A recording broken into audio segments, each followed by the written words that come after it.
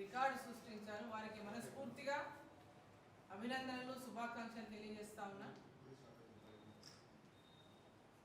భారతదేశాన్ని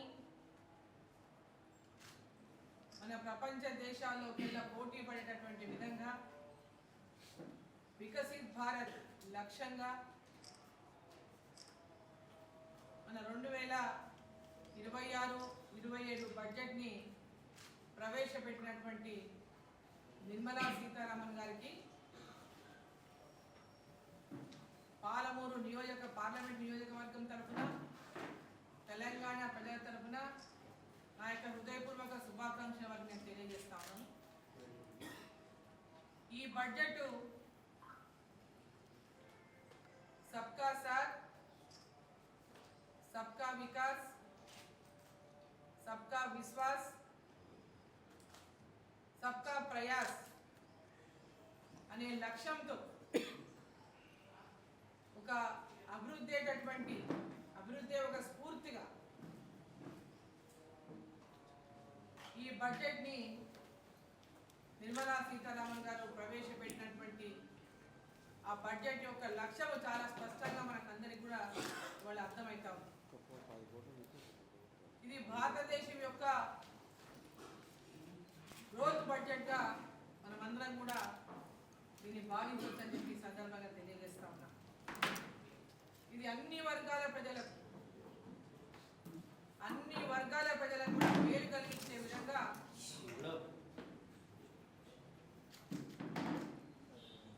కేంద్ర బడ్జెట్ని వాళ్ళ నరేంద్ర మోదీ గారి నాయకత్వంలో నిర్మలా సీతారామన్ గారు ప్రవేశపెట్టారు. రైతులు, మహిళలు, యువత, దివ్యాంగులు, అన్ని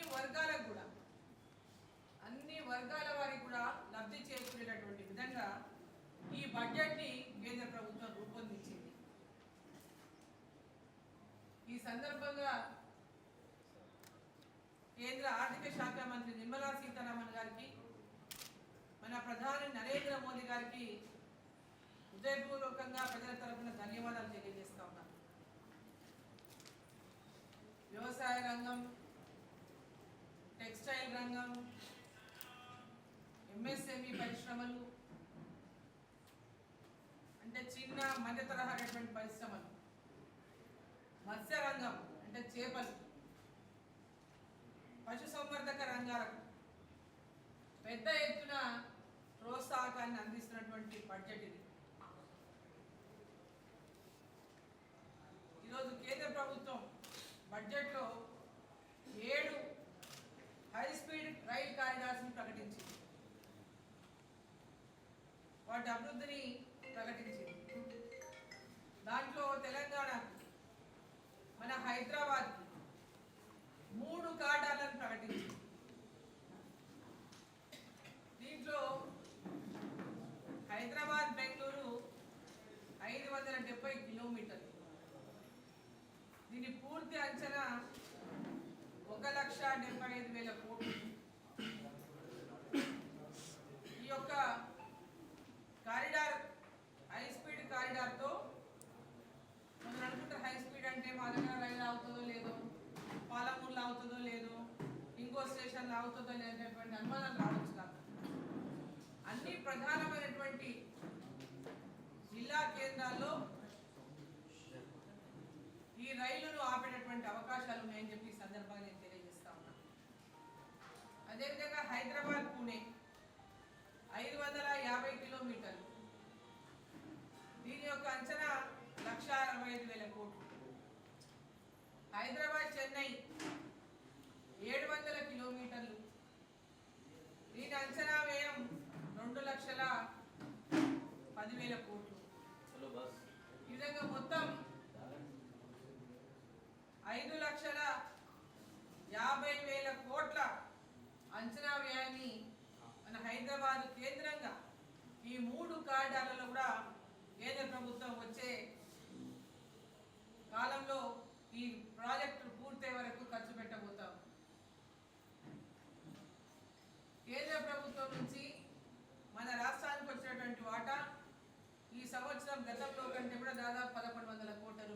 ఈ సంవత్సరం పెరగడం జరిగింది.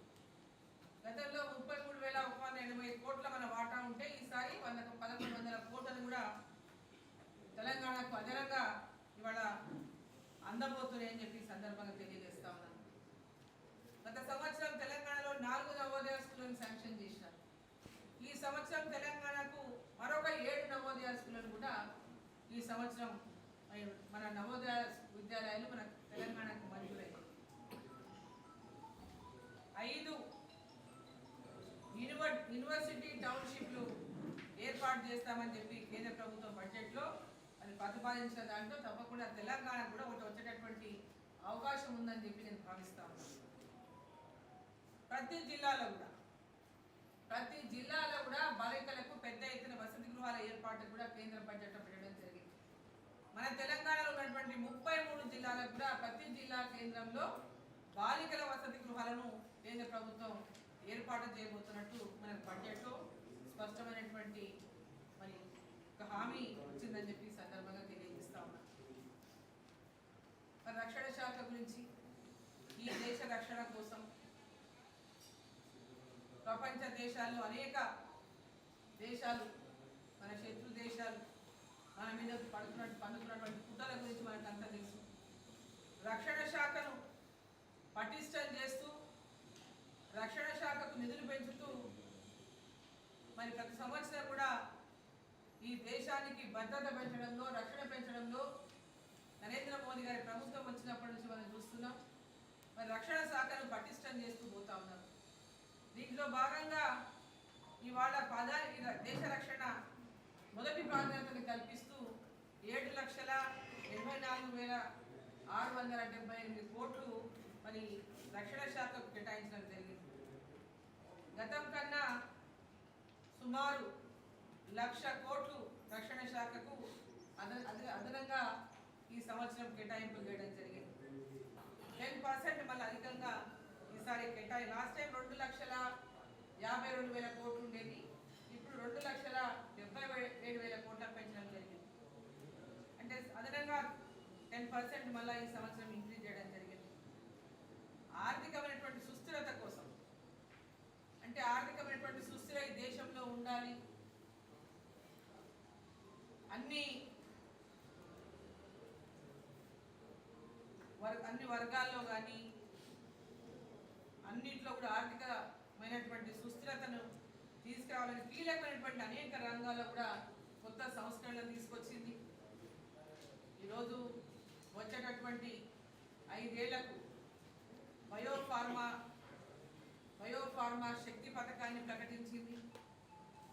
దానికి వచ్చే 5 ఏళ్లలో 10,000 కోట్లను కేటాయిస్తూ ప్రకటించడం జరిగింది. ముఖ్యంగా దీనివల్ల మన హైదరాబాద్ పట్టణంలో పెద్ద ఎత్తున పెట్టుబడులు వచ్చేటటువంటి అవకాశం ఉంది. మనకు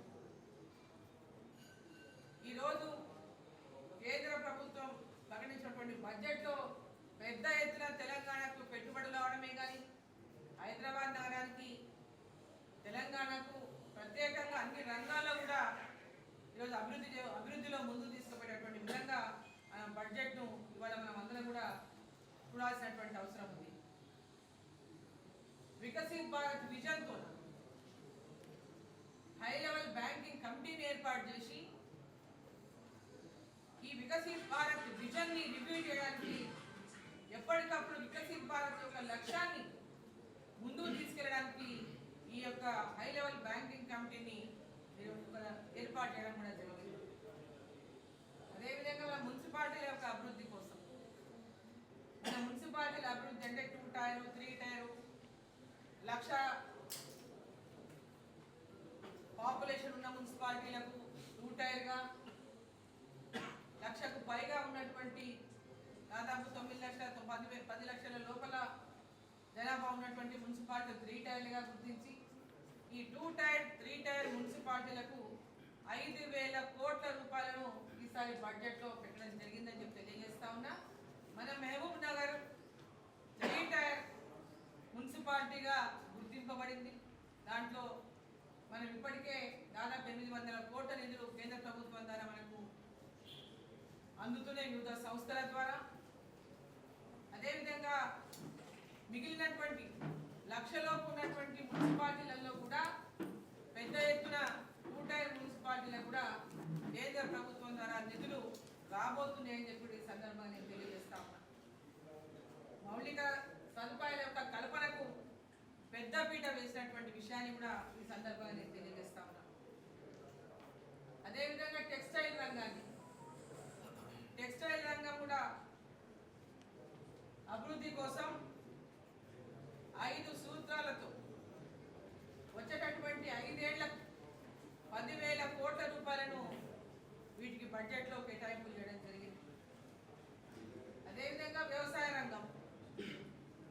రంగం అనుబంధ రంగాలకు 1,67,671 కోట్ల రూపాయలను కేటాయించడం జరిగింది. 285 కోట్లు కేటాయించడం జరిగింది. లాస్ట్ ఇయర్ కంటే కూడా ఇది 8.27% ఎక్కువ ఈ సంవత్సరం కేటాయింపులు చేయడం జరిగింది. అదేవిధంగా వైద్య రంగానికి కూడా గతంలో ఎన్నడూ లేనటువంటి విధంగా ఇవాళ బడ్జెట్లో కేటాయింపులు చేయడం జరిగింది. వైద్య రంగానికి 1,04,599 కోట్లు కేటాయించడం జరిగింది.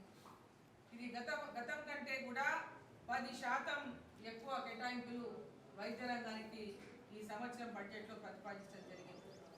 అదేవిధంగా క్యాన్సర్ 17 రకాల క్యాన్సర్కి మందులు కానీ 7 అరుదైనటువంటి వ్యాధులకు మందులపై కానీ పెద్ద ఎత్తున ధరలు తగ్గిస్తూ పెద్ద ఎత్తున ఆ యొక్క పేషెంట్లకు ఎలాంటి భారం లేకుండా పెద్ద ఉపశమనాన్ని కేంద్ర ప్రభుత్వం మరి బడ్జెట్లో ఉపశమనాన్ని ఇచ్చిందని చెప్పి ఈ సందర్భంగా నేను తెలియజేస్తా ఉన్నాను. మరి మహిళా సాధికారత కోసం పెద్ద ఎత్తున కేంద్ర ప్రభుత్వం మహిళా సంఘాలకు ముద్రా లోన్లు కానీ మహిళా సంఘాలకు లోన్ల ద్వారా చిరు వ్యాపారాలు కానీ మహిళా సంఘాలకు అన్ని రకాలుగా ప్రోత్సాహం అందిస్తూ వెళ్తున్నటువంటి కేంద్ర ప్రభుత్వం మహిళల యొక్క సాధికారత కోసం షీ మార్ట్స్ ద్వారా అంటే డ్వాక్రా మహిళలు వాళ్ళు కూడా చిన్న ఎంటర్‌ప్రెన్యూర్‌షిప్‌ని పెంచాలని వారికి ఉత్పత్తుల రీటైల్ అవుట్లెట్లను ఏర్పాటు చేయడానికి మహిళలు కూడా పెద్ద ఎత్తున వ్యాపార రంగంలో ముందు వెళ్ళాలని ఒక వ్యాపార శక్తిగా మహిళలు కావాలనేటువంటి ఆలోచనతో మరి మహిళలకు వ్యాపార శక్తిగా తీర్చిదిద్దేటటువంటి ఒక కార్యక్రమాన్ని కేంద్ర ప్రభుత్వం ఇవాళ పెద్ద ఎత్తున ప్రాధాన్యత ఇచ్చింది. అదేవిధంగా దేశంలోన ఆయుర్వేదానికి కూడా ప్రాధాన్యతనిస్తుంది. 3 ఆయుర్వేద ఎయిమ్స్లను కూడా ఏర్పాటు చేయడానికి నిర్ణయం తీసుకోవడం శుభసూచకమని సందర్భంగా నేను తెలియజేస్తా ఉన్నాను. మరి ఎంఎస్ఎంఈలు అంటే చిన్న తరహా మధ్య తరహా పరిశ్రమలు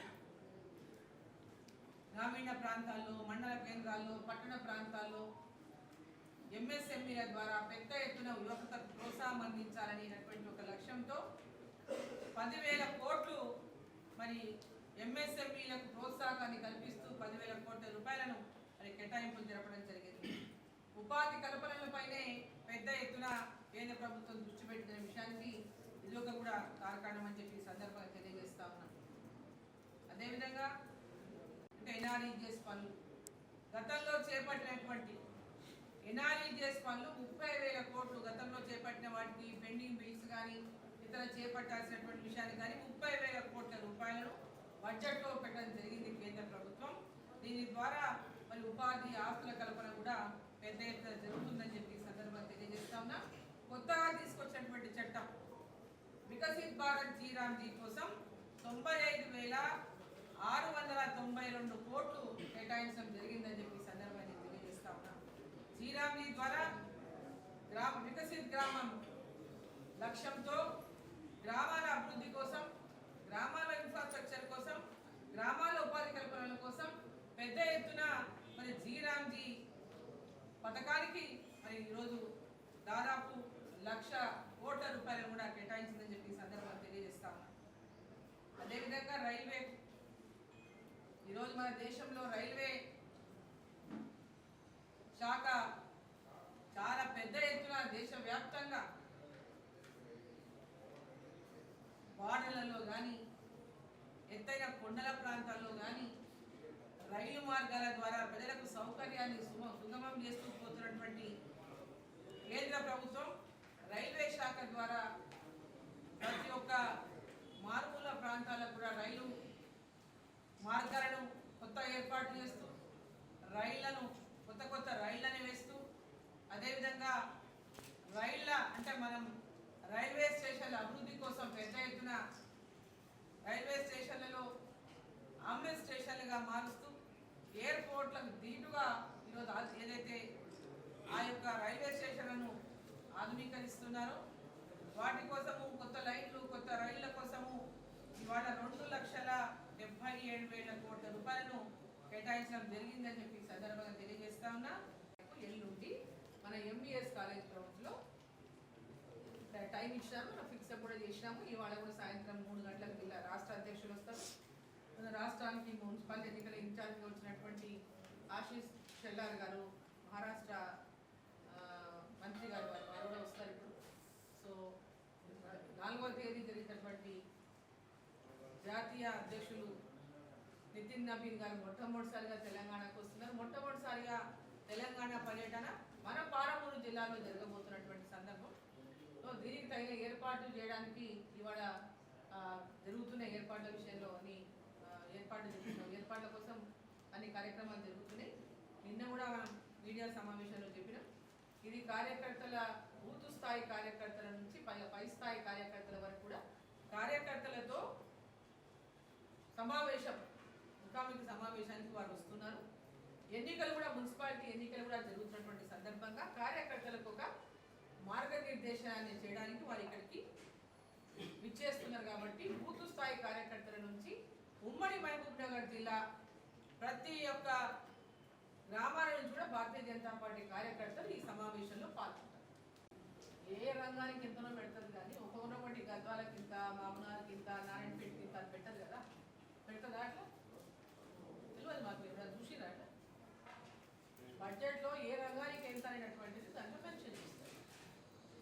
రేపు రాష్ట్రాల గారు వచ్చినటువంటి ప్రపోజల్స్ ఏమన్నా ఉన్నటువంటి వాటికి ఎక్కడెక్కడ కేటాయించాలో కేంద్ర ప్రభుత్వము రాష్ట్ర ప్రభుత్వాల మధ్య జరిగినటువంటి ఆ కమ్యూనికేషన్తో వాటిని సాధించుకుంటారు. పాలమూరు రంగారెడ్డి పదే జాతీయ హోదా అనేటటువంటి మాట మాట్లాడడం ఇక మానుకోవాలి.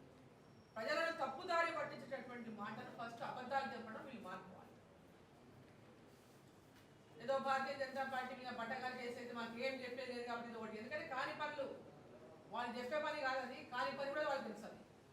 జాతీయ హోదా ఎట్లా వస్తుంది పాలమూరు రంగారెడ్డికి ఒకసారి చెప్పాలి. ఆ చెప్పేటోళ్ళు ఎవరో ఒకసారి మామూనాలో పెడతారా మీటింగ్, హైదరాబాద్లో పెడతారా ఒకసారి పెడితే బాగుంటుంది. పదే ప్రజల్ని మోసం చేసి ప్రజలను తప్పుదారి పట్టించేటువంటి మాటలు ఏ పార్టీ అయినా, కాంగ్రెస్ పార్టీ అధికారం ఉన్నటువంటి పార్టీ అయినా మానుకోవాలి అబద్ధాలు చెప్పడం. పాలమూరు రంగారెడ్డి ప్రాజెక్టును పట్టుబట్టి తెచ్చింది నేనే, ముఖ్యమంత్రి గారు కూడా చెప్పింది దాని విషయంలో. మరి ఆనాడు తెలంగాణ విభజన సమయంలో పాలమూరు రంగారెడ్డికి జాతీయ హోదా కల్పించాల్సిన బాధ్యత ఎవరిదుండే బాధ్యత? విభజన చట్టంలో పాలమూరు రంగారెడ్డికి జాతీయ హోదా కల్పించాలని ఎందుకు పెట్టలేదు? భారతీయ జనతా పార్టీ మీద బట్టగా చేస్తే అయిపోతుందా? చరిత్ర సృష్టించినోడు ఇప్పుడు ఆ చరిత్రని తిరగరాయబోతున్నాడు. అబద్ధాల గోడల్ని బద్దలు కొట్టి నిజాలను రాగా మీ ముందుంచబోతున్నాడు. నిజమైన వార్తల కోసం వెంటనే డౌన్లోడ్ చేసుకోండి రా యాప్ని.